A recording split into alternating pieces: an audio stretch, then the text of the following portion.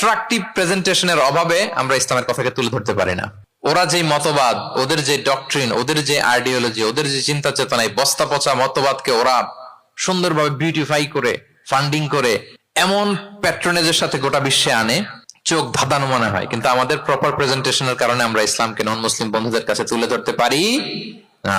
এজন্য আমরা অমুসলিম দেশে যারা থাকি, এটা আমাদের সবার দায়িত্ব। We all are the ambassador of Islam in a non Muslim land. প্রত্যেকে আমরা ইসলামিক অ্যাম্বাসেডর। আপনাকে দেখে ওরা ইসলামকে জাজ করবে। আপনি যদি মিথ্যা বলেন তো আপনার গালে দিবে না, বলবে মুসলমানরাই এরকম। আপনি লেনদেনে যদি কারচুপি করেন, বলবে মুসলমানরাই এরকম। এজন্য আপনাকে অ্যাম্বাসেডরের ভূমিকা পালন করতে হবে নন মুসলিম দেশে। এবং নন মুসলিম দেশে স্থায়ীভাবে যদি কেউ থাকতে হয়, তার দাওয়াতের নিয়তে থাকতে হবে। It's a must, I repeat. অমুসলিম দেশে ব্যবসা করতে যাবেন অস্থায়ীভাবে, ওকে। চাকরি, ওকে। চিকিৎসা পারপাস, ওকে। পড়াশোনা, ওকে।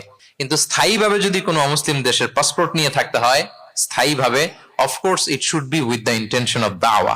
দাওয়াতে নিয়তে থাকতে হবে। যেমনটি রাসূল সাল্লাল্লাহু আলাইহি ওয়াসাল্লামের সাহাবারা ইসলামের সুমহান বাণীকে প্রচার করার জন্য অমুসলিম ভূখণ্ডে ছড়িয়ে পড়েছেন। এজন্য যারা পাসপোর্ট পেয়ে গেছেন সাউথ কোরিয়ার, অথবা এদেশে আছে নাকি সিস্টেম পাসপোর্ট পাওয়ার? আছে? আচ্ছা, যারা পেয়েছেন বা প্রসেসিং এ আছেন যে আমি এদেশের পাসপোর্ট নিব, অফকোর্স আপনার দাওয়াতি নিয়তে থাকতে হবে যে আমি ইসলামকে ছড়াই দিব, এই নিয়তে আছি, তাইলে থাকাটা বৈধ। তা না হলে অমুসলিম ভূখণ্ডে কোনো মুসলিম স্থায়ীভাবে বসবাস করতে পারবে? রাসূল সাল্লাল্লাহু আলাইহি ওয়াসাল্লামের ভয়ঙ্কর ধমক আছে একটা। তিনি বলেছেন, আনা বারিউন মিন কুল্লি মুসলিম ইয়াকিমু বাইনা আযহুরিল মুশরিকিন। আমি ওই প্রত্যেক মুসলমান থেকে আমি বারি, তার কোনো দায়ভার আমার নাই যে অমুসলিম ভূখণ্ডে মুশরিকদের সাথে থাকে। গভীর হুঁশিয়ারি, সতর্কবার্তা, ওয়ার্নিং।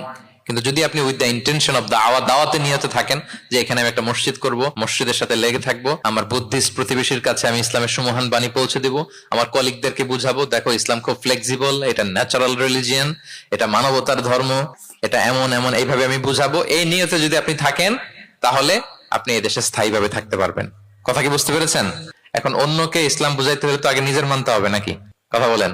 আপনি ইসলামের দাওয়া দিবেন, এখন আপনি নিজেই ইসলাম মানে না, তাহলে হবে? আগে নিজের মানতে হবে। কি বলেন? আগে নিজের ইসলামকে কি করতে হবে? মানতে হবে। আমার প্রিয় ভাইয়েরা, Islam is our identity, Islam is our honour. আমাদের সম্মান হচ্ছে ইসলামে। উমর ফারুক রাদিয়াল্লাহু তাআলা আনহু বলতেন, নাহনু কওমুন আ'আজ্জানাল্লাহু বিল ইসলাম।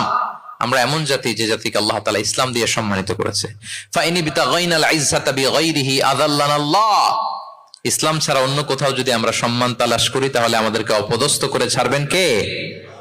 একটাই মনোনীত ধর্ম আল্লাহ তাআলার কাছে, সেটা হচ্ছে ইসলাম। আওয়াজ করে বলুন, সেটা কি?